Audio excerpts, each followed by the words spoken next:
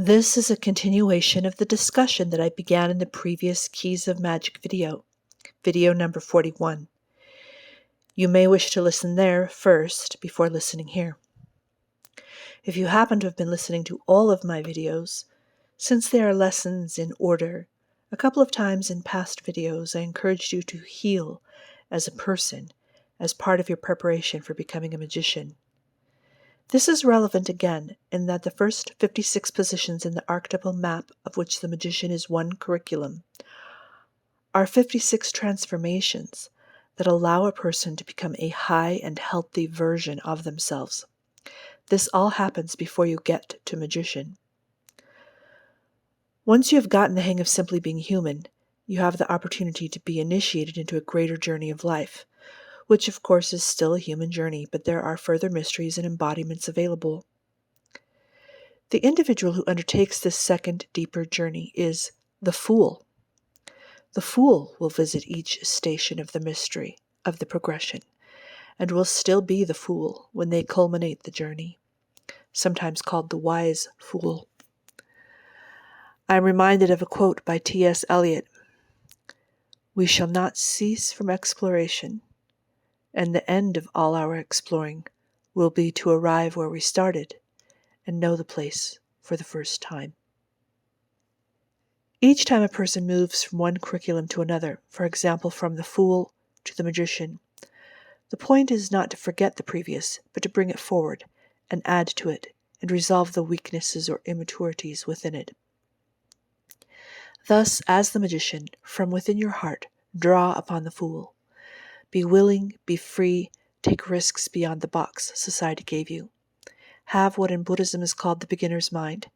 Be present and absorb what life gives you on your path without getting stuck, so that you are able to move on when a new experience comes.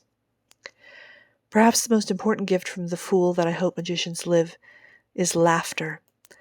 As the magician plays with illusion, hopefully they will laugh and take joy in the baubles of appearance they call.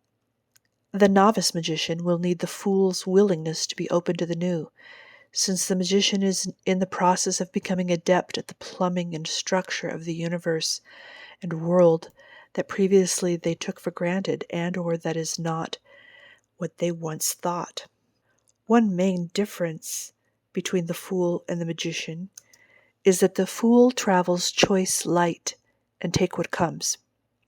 The magician begins to make exact choices about their own ideas, desires, and preferences, and by their power brings these visions into being and experience. Another word for the magician, based in its Persian etymology, is the mightician. The magician finds and practices his might in relation to the elements of the world.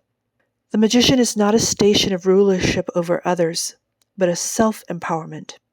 However, the magician does practice influence within their relationships, so the magician has the opportunity to come to the highest version of that influence with others.